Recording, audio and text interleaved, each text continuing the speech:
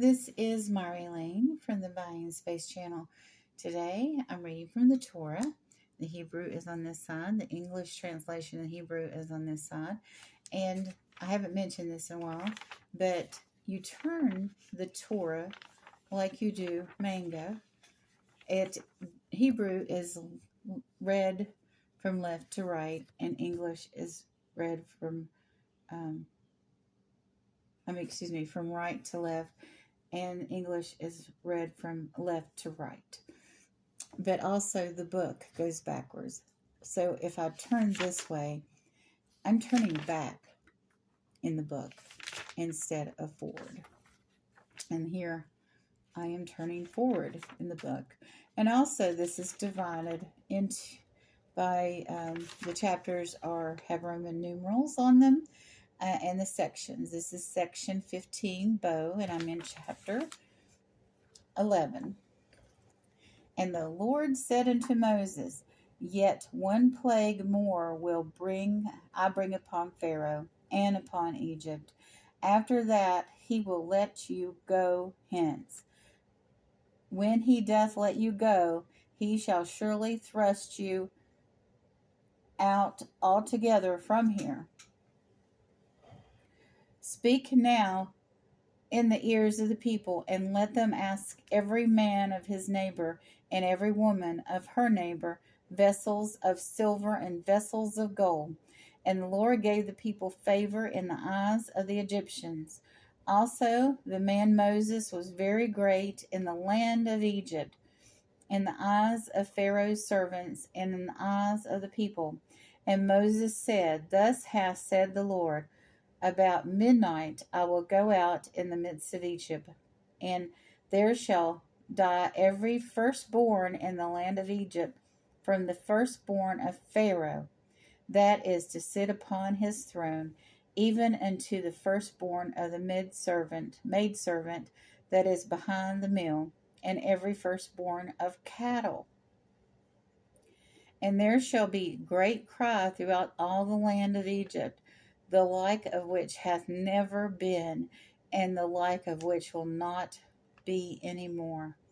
But against any of the children of Israel, not a dog shall wet its tongue, neither against any man nor beast, that ye may know the Lord doth distinguish between the Egyptians and Israel. And all those thy servants shall come down unto me, and bow themselves down unto me, saying, Get thee out, and all the people that followeth thee. And after that I will go out. And he went out from Pharaoh in a burning anger. And the Lord said unto Moses, Pharaoh will not hearken unto you, in order that my wonders may be multiplied in the land of Egypt. And Moses and Aaron did all these wonders before Pharaoh, and the Lord hardened Pharaoh's heart, and he did not let the children of Israel go out from the land.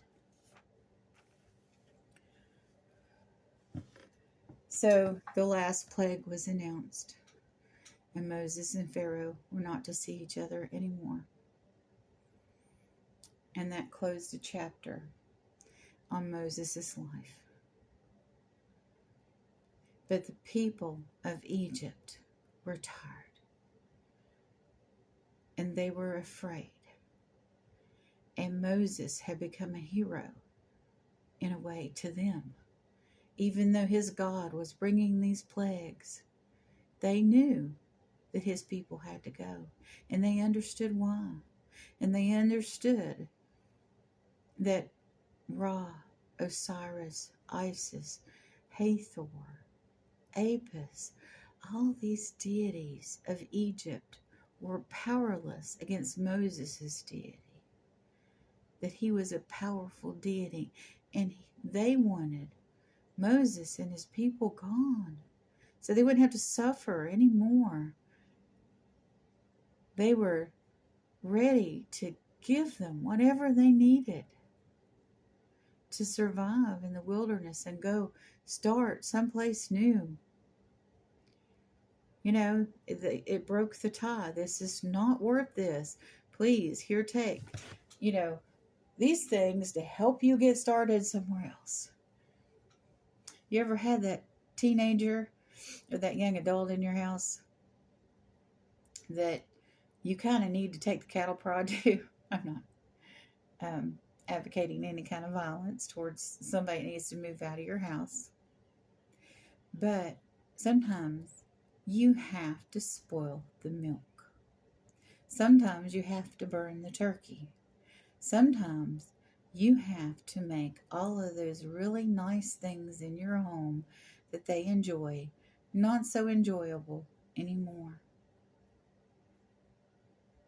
Or if you're that young person that needs to move out, maybe you need, and your parents or grandparents or whoever will not let you go, maybe you need to stop doing the things for them that you normally do that make them want you there. Because sometimes it is time for people to move on. And it doesn't mean you don't love each other. Do you think God hated the Egyptians? God looked at Pharaoh as a child. And he was a deity among his people. He was worshipped as a deity. But he was just a child to God. And every time he punished that child, Pharaoh hardened his heart. Once the punishment was done, doesn't that sound like a teenager? But yet he was Pharaoh. He was mighty among his people. He was the ruler of one of the most richest and powerful nations on the earth. He led armies to defeat other peoples in the surrounding area.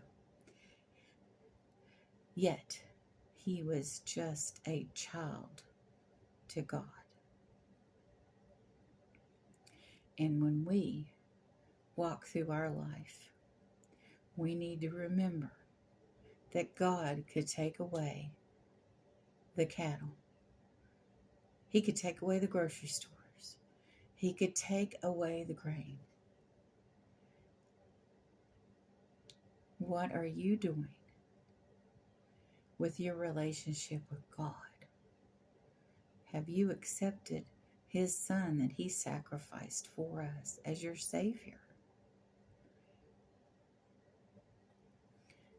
Moses didn't want to serve God. He had to be convinced to serve God. And poor Jonah would not serve God. And he was swallowed by a great fish. And he's lived in the belly of that fish for 3 days and was spat out. How gross. And then he said, I will serve God. God controls every single solitary breath we take. And he's merciful.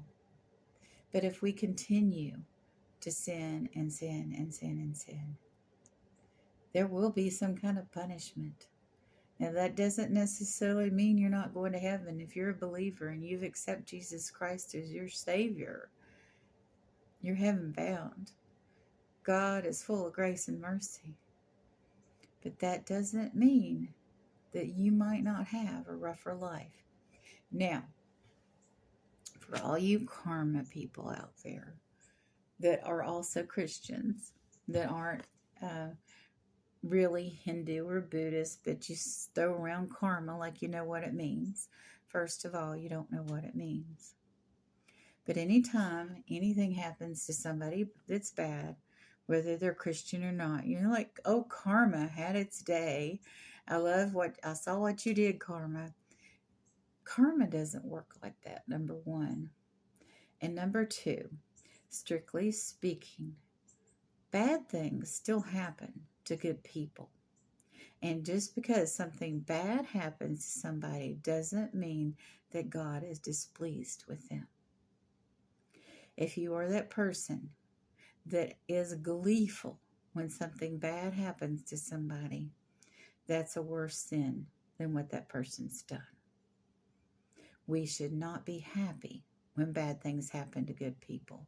You should remember, or even bad people, because God can punish anyone, but also you have to remember Job. Job was faithful and loyal and good, yet bad things happened to Job, and it was part of God's plan.